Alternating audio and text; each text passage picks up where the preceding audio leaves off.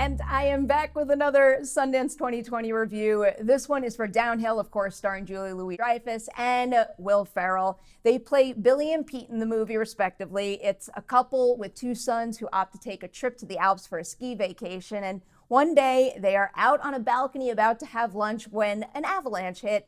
Billie shields the kids while Pete, he grabs his phone and he runs.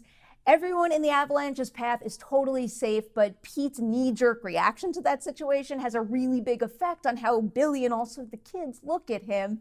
I bet a lot of you know that Downhill was inspired by the movie Force Majeure. I actually haven't seen Force Majeure, but most of the people that I was going to Sundance with, they had, so I just opted to go into Downhill with the different perspective, from the fresh perspective there, and with that, I loved Downhill.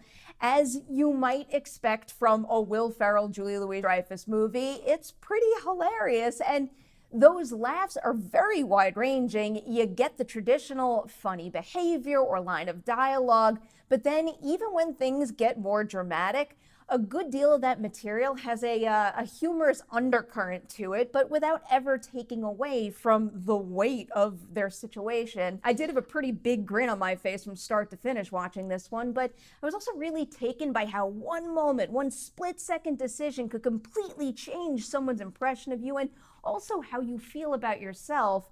At first, I thought Louis-Dreyfus was running away with that part of the movie, but then Ferrell gets a few scenes that really just let you sit with Pete and also his guilt over what he did, and ultimately you get a fairly, but not completely full journey for both of the characters. With Billie, it's about learning when to forgive Pete, and for Pete, it's more about figuring out when it's time for him to say, "I'm sorry," and then also to forgive himself. It is way more poignant than I expected it to be, but of course, Downhill also has a lot to offer in the comedy department too. Again, Louis-Dreyfus and Ferrell with that material are just fantastic, but wait until you see Miranda Otto in this.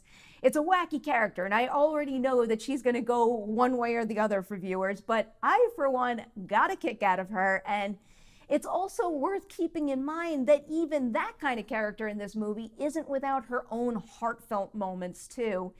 Downhill is going to get a 4 out of 5 on the Dewey Decimovie scale for me. Again, I have to remind you, this review is coming from the perspective of someone who has not seen Force Majeure, and I promise I will finally watch it now that the Downhill Sundance premiere has come and gone.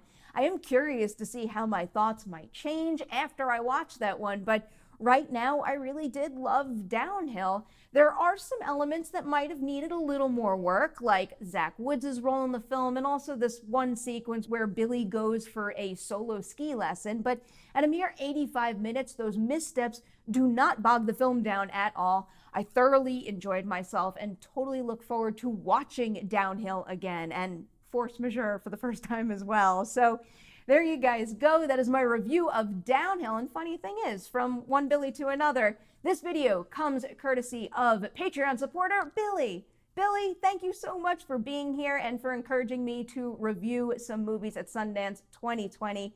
Thank you so much. And a big thanks to everybody out there for watching this movie review. Like and share this video before you leave it, and I will see you soon with more movie and TV coverage.